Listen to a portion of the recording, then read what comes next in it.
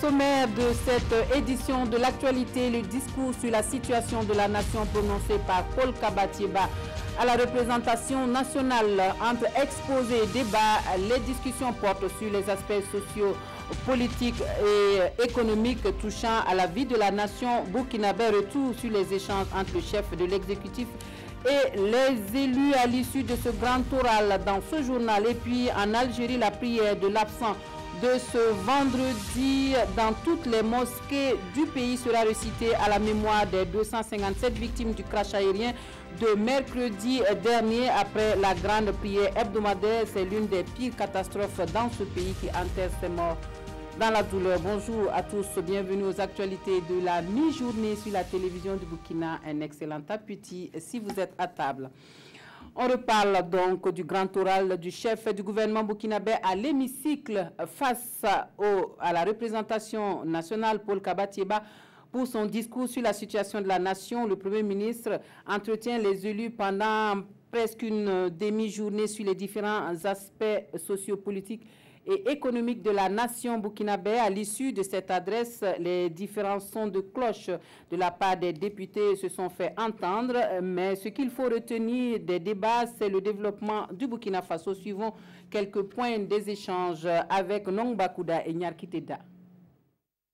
Attaque, contre-attaque, c'est l'atmosphère après le discours de plus de 4 heures de rose du Premier ministre sur la situation de la nation à l'Assemblée nationale. Notre groupe parlementaire vous invite à l'action et non à cette gouvernance du rétroviseur. Félicitations pour la clarté du discours. Félicitations pour les informations également claires et précises. Au-delà de ses convictions et positionnements, tout ça converge vers la même direction, le devenir radieux du Burkina. Ainsi donc, les questions sécuritaires étaient au bout des lèvres dans tous les camps. Le chef du gouvernement doit alors aller au fond de ces documents, fouiller et refouiller, et avec chiffres à l'appui, il fait le diagnostic de la situation au nord et au Sahel du Burkina. Aujourd'hui, 216 écoles, 24 434 élèves, 895 enseignants, soit 14% des écoles dans le Sahel, proviennent de Soum, Oudala, et environ 4% dans le nord. Cette situation n'a entamé en rien le dynamisme de construire un Burkina Faso dont le taux de croissance est en nette progression. 6,7% en 2017 contre 5,9% en 2016 et 4% en 2014.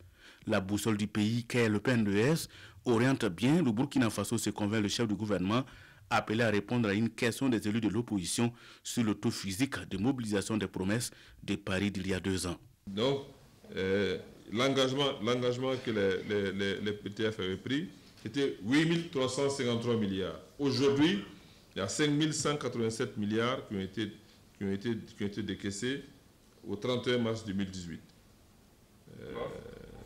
1989 milliards au titre des conventions signées et 3 176 milliards au titre des programmes de coopération validés en attente de signature. Soit 62% des annonces des partenaires techniques et financiers et 93% du besoin de financement soumis à la conférence de Paris.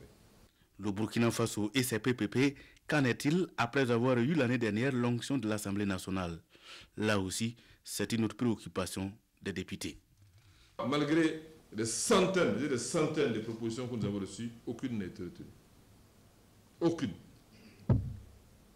Les seuls projets de PPP que nous regardons attentivement, ce sont les PPP qu'on appelle des Build, Operate and Transfer.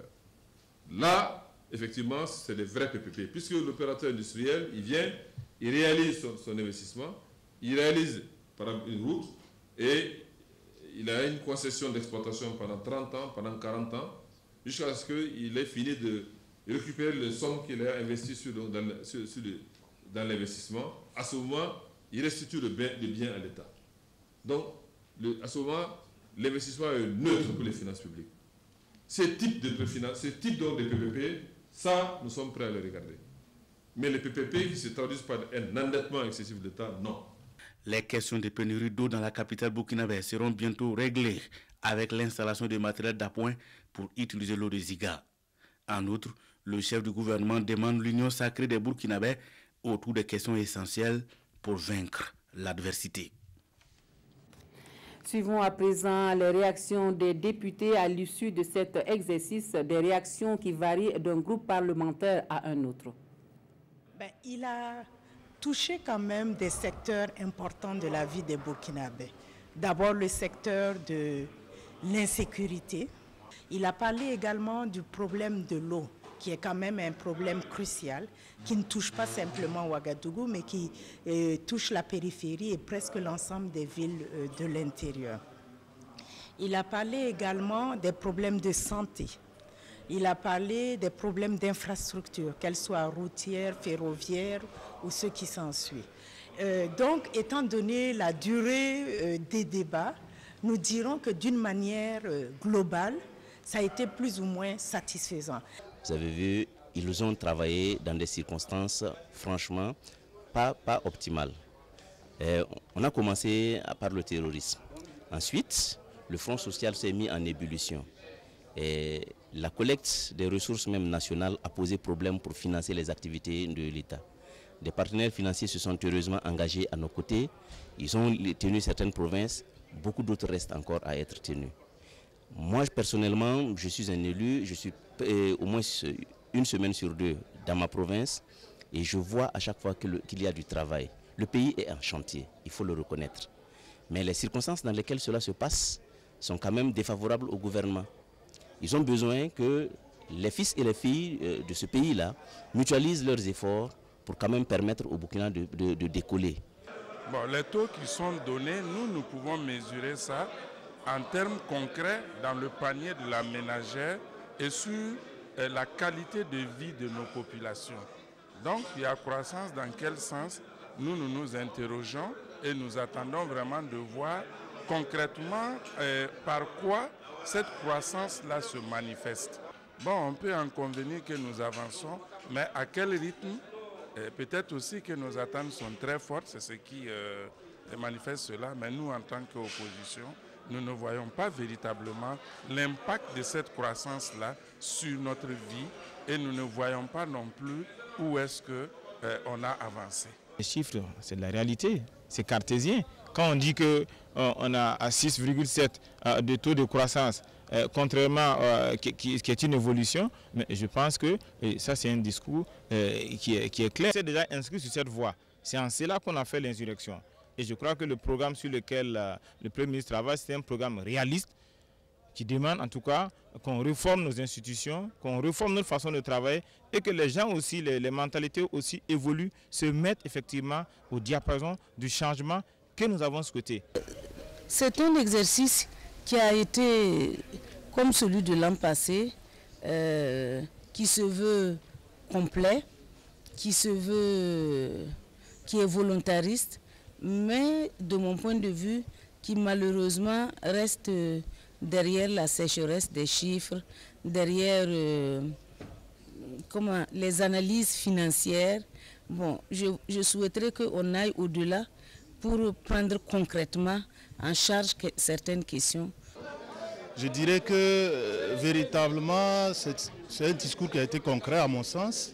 C'est un discours qui a été convaincant, c'est un discours de conviction, mais un discours aussi qui dégage la marche de ce pays-là vers le progrès. Et ça, c'est intéressant. C'est pour cela que nous disons, en réalité, le pays avance.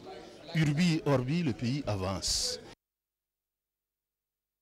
Des propos recueillis par Frédéric Étienne Bassenga et Nyarkiteda. Autre point de l'actualité, l'Union européenne accorde une aide financière de plus de 18 milliards de francs CFA au projet de développement de la valeur ajoutée des filières agricoles.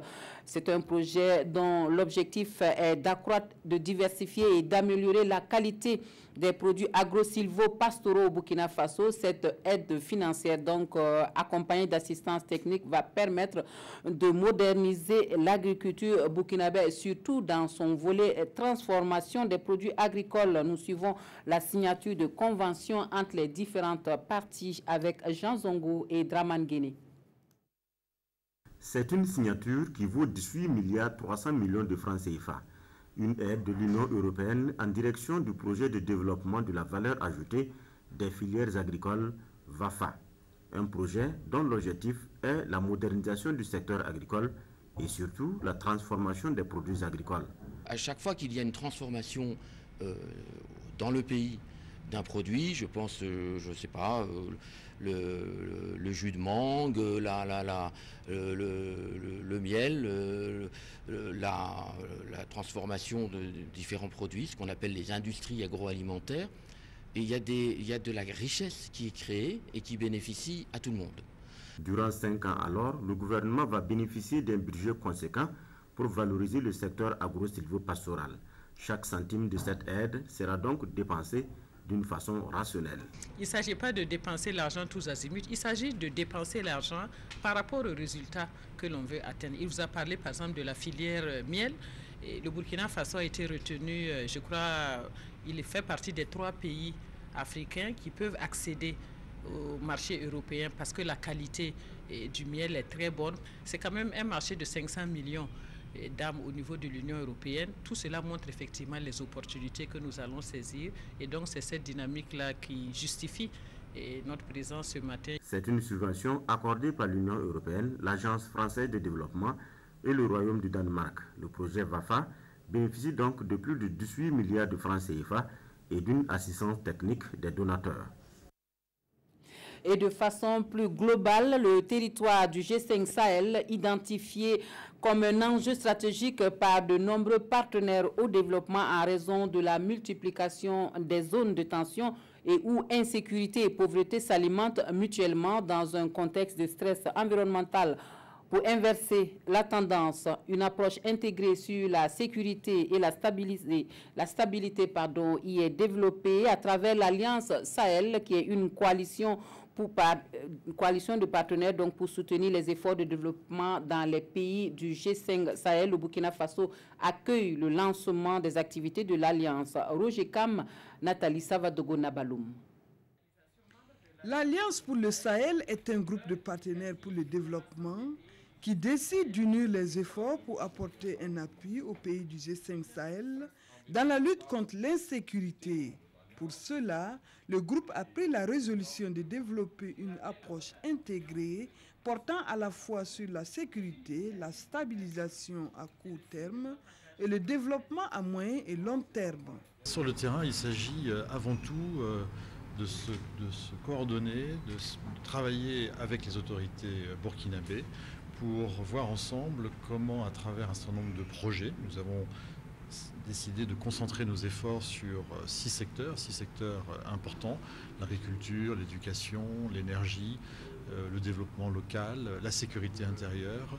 Et autour de ces 6 secteurs, nous souhaitons, avec le gouvernement, trouver les voies et moyens de réaliser des projets rapidement, et notamment, bien évidemment, dans le cadre du programme d'urgence pour le Sahel, qui est une stratégie du Burkina en faveur de la zone sahélienne.